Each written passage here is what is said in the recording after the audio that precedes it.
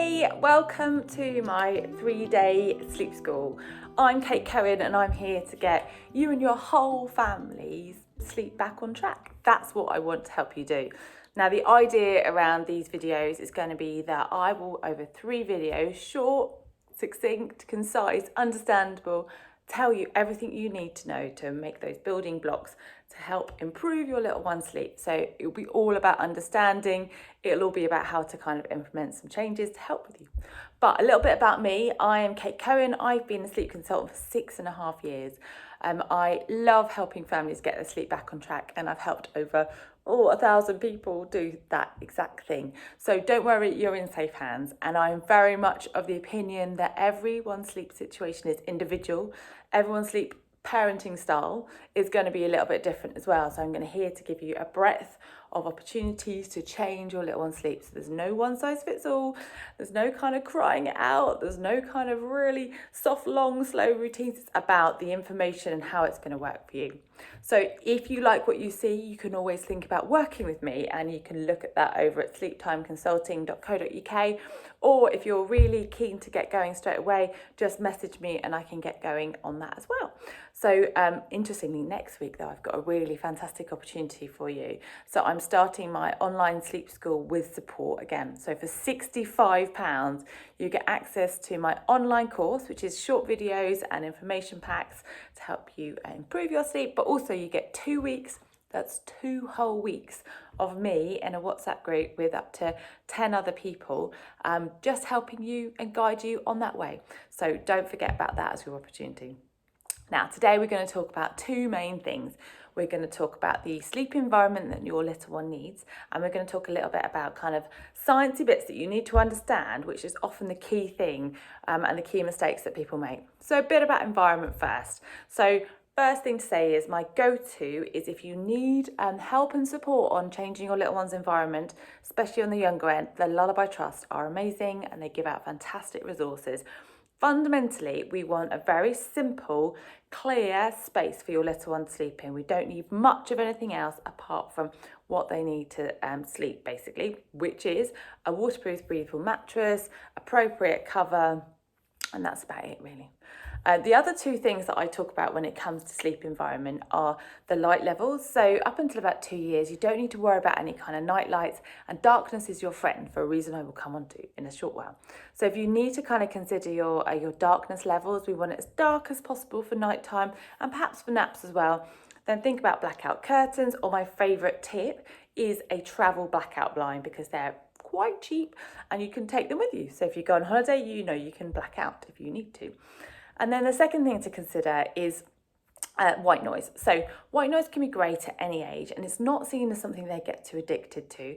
It's just there to absorb background noise and help them sleep more consistently. So if you have like a white noise machine, great. If not, an untuned radio or an app, just have it at a conversational level, so about 50 to 60 decibels, and have it on constantly. That's one thing that people often don't do, is they have reactive white noise, or it starts and it goes off. Have it on consistently. The last thing on environment is sleep temperature. We actually sleep better at cooler temperatures. So between 16 to 21 degrees is the recommended level. So think about whether you're overheating or potentially underheating your room, but it's actually cooler than you think. So that's the environment. So let's talk a little bit about the key things I want you to understand. So one of the biggest things that sleep consultants will talk about is this idea of self-settling. And it actually comes down to one of the things that I notice most about people who are struggling with sleep is that they don't necessarily understand why their little one's waking. That might sound quite obvious to you, but if we come back to the basics, let's think about how we go to sleep. So if we go to sleep and go to sleep without any external influence helping us, then we are more likely to be able to sleep for longer during the night. And the reason for that is that we all, as adults and as little children, go through sleep cycles. And so they're literally a circle round. And at the end of every sleep cycle, there's this moment of kind of consciousness. And if you need lots of help to go to sleep in the first place, maybe that's rocking, that's singing, that's a dummy, that's feeding, whatever it might be, then you could wake up looking for that thing to help you to go back to sleep. So if we think back to that kind of moment of settling, then that can be one of the key things that you need to adapt as you go on. Now, how you do that, we'll talk about in day 3. So we'll go on to kind of looking at kind of settling and how to handle that as well. But it's important that you understand that, because it is quite normal for little ones to wake, especially younger ones, because they need food and they might need kind of a little bit of reassurance if they're poorly, but it's about what's right for you. So if your little one is waking a little bit more than you're happy with, then for me, that's the time to kind of think, okay, we need to think about why and what's going on there. So that whole kind of settling angle is kind of really important. Now, the other kind of sleep sciencey sort of thing I wanted to talk about was melatonin and the body clock. So we have a hormone called melatonin, which helps us to feel sleepy. Now, mainly it's produced in accordance with a couple of things. The first one is light levels. So when we get to kind of duskier light, so if you think about when it's getting dark in the day, the body starts to recognize that and will produce melatonin.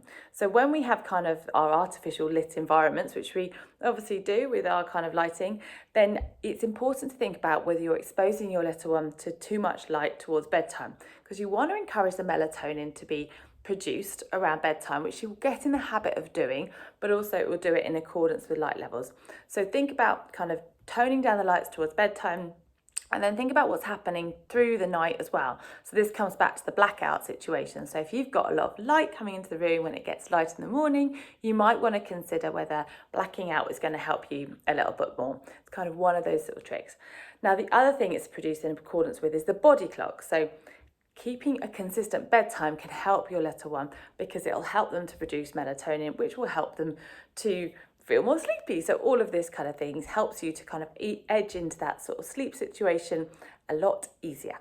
Now, the last thing I'm going to say today is about being your journey. So everyone's journey to sleep and improving sleep is going to be different. And it's important that you recognise your child's personality, your parenting style, their individuality in terms of what they show you within a routine. My approach is very much child-led and it needs to adapt. There's no one size fit all, and you can often read varying things. And for me, it's really about interpreting what's right for you and how it's going to work for your little one. So that's it for today, a kind of a quick look at kind of a couple of major things that I would want you to consider. Tomorrow we're going to be talking about routines, so that's daytime routines and bedtime routines, and going into that a bit more detail. But remember, you can always book a free call with me if you'd like to, a free 15-minute call. You can do that via the website or just message me. And don't forget, Sleep School starts next week, so I'd love you to join me if you are looking for some very good value help. All right, take care and have a great day.